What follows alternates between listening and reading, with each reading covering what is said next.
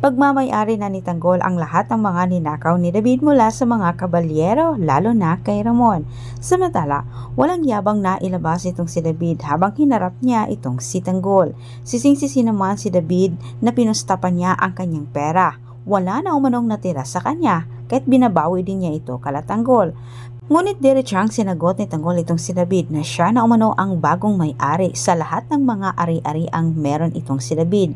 Nakita ni David itong si Madonna, agad niya itong iniwasan, pero namukhaan siya ni Madonna at sinabi ni Madonna kay Tanggol na tilang alam na umano niya kung paano makarating itong si Tanggol kay Ramon. Si David umano ang tulay dahil anak umano ito ni Ramon Montenegro. Si Tanggol naguguluhan sa puntong ito. Ngunit sinabi ng mga kaibigan ni Tanggol paano umano nangyaring anak si David ni Montenegro. Gayong ito ay anak ni Rigor at kapatid ni Tanggol.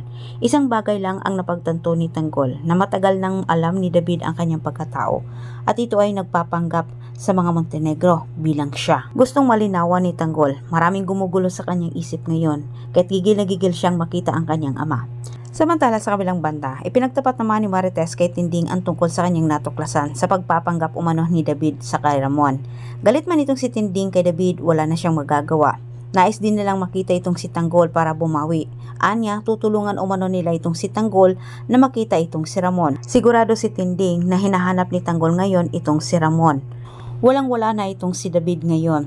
Nasundan din siya ni Franco. Pero naabutan ni Franco itong si David nasa labas na ng pasugalan ni Tanggol. Agad niya itong sinundan hanggang sa Demas.